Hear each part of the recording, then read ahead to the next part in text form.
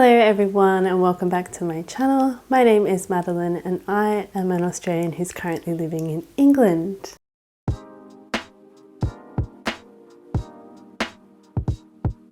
In today's video I am going to go through the differences between houses in Australia and in the UK. I would say that our houses are quite similar, but there is a few slight differences.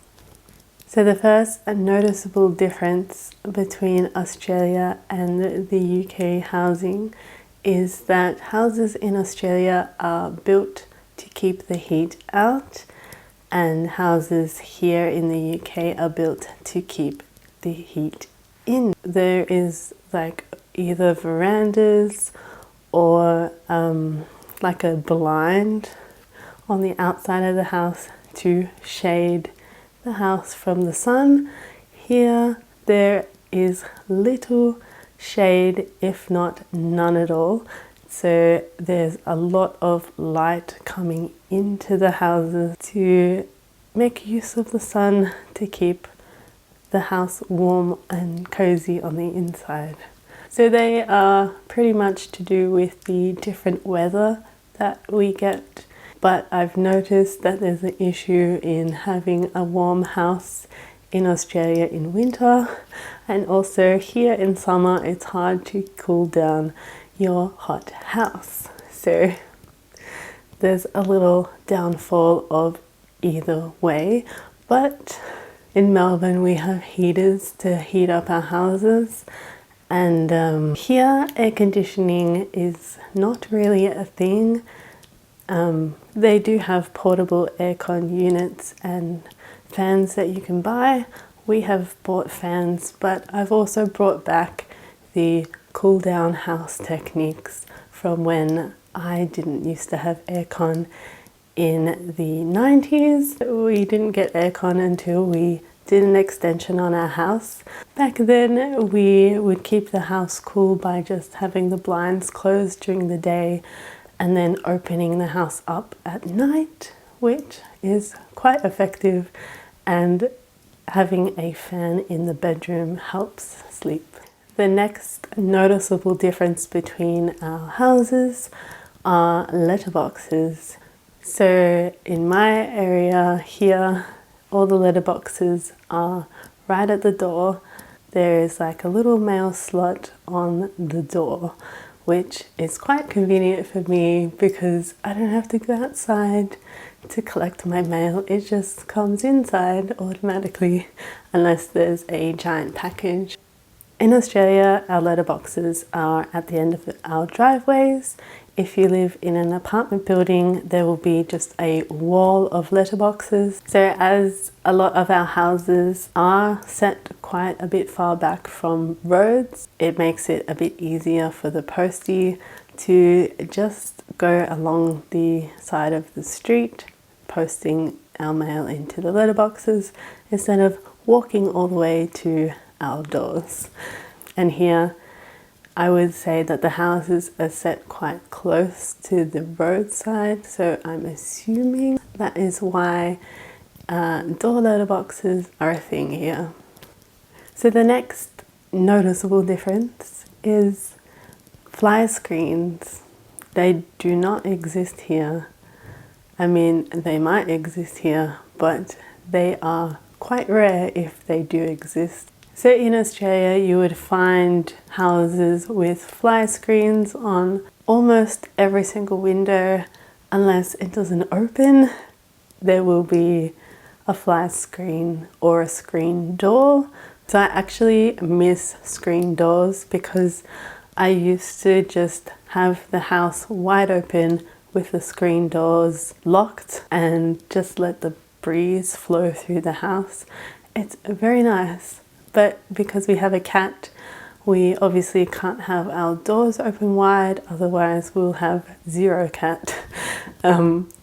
She does like to escape, so our windows can't be open as wide as we would like because she is quite an escape artist. I've been looking online for some kind of barrier so I can have the doors open, but I am worried that any barrier I buy should be able to jump over. We'll see what I can do. So the next major difference is bathrooms. Bathrooms in Australia and the UK, quite similar. It is just the plugs in the bathroom. So here there is a law, I think it's a law, where you cannot have any plug socket in the bathroom or within 3 meters of the bathroom, which is probably why our plug sockets in the bedroom are where they are, because it's quite a short distance between here and the bathroom.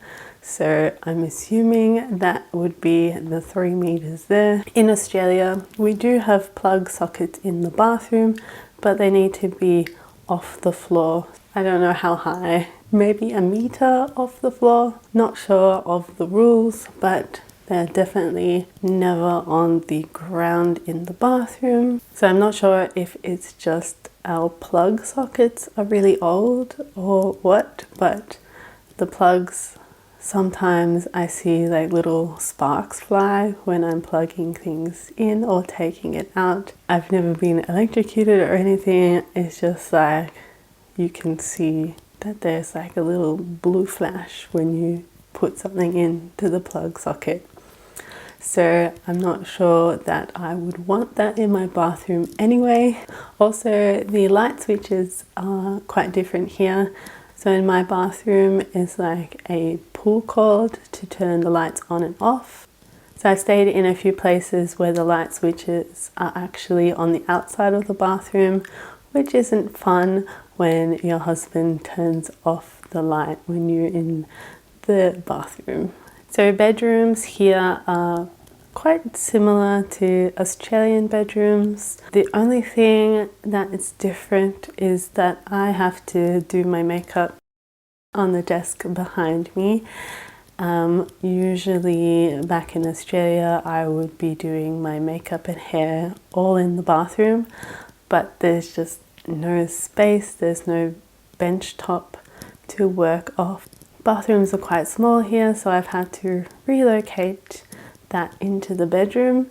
And wardrobe, so until I lived in an apartment, I was quite used to having a very large wardrobe.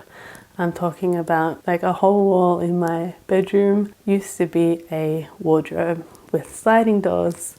So obviously I took advantage of having such a large wardrobe. Being in an apartment and having less of a wardrobe space, and then moving here, the wardrobe space is even less than my apartment. I've had to pare down my clothing quite a bit. I have to share a tiny wardrobe that is the size of a door with my husband. We're making do. It's going well so far. Speaking of clothing, our laundry situations are a bit different as well. Laundries in Australia are in a separate room, whereas here in the UK, a washing machine in the kitchen is pretty standard. I kind of forgot until I moved in here and I was like, oh yeah, washing machine in the kitchen, that's a thing. And honestly, if that washing machine was a dishwasher, I would love it a bit more. There is no dishwasher in my kitchen, and essentially I am the dishwasher, so it's fun though. I don't mind hand washing dishes, but kind of miss the luxury of a dishwasher. The next difference I would say are houses themselves. Houses in the UK are quite similar. As you go along the street, you will notice houses looking the same, but they're not all identical. They've all got something different about them. I think it's quite nice having all the houses be quite in a similar style, because it's all kind of matching and it looks aesthetically pleasing to the eye. So in Australia, the houses are quite different. There's not really an architectural style. It's not really aesthetically pleasing. Like if you look at the houses individually, it is nice to look at, but if you are looking at the street as a whole, it's kind of a mismatch of old and new houses. So those are all the differences that I have noticed. That is all from me today. I hope you enjoyed watching. If you did, give it a thumbs up and I will see you next week. Bye.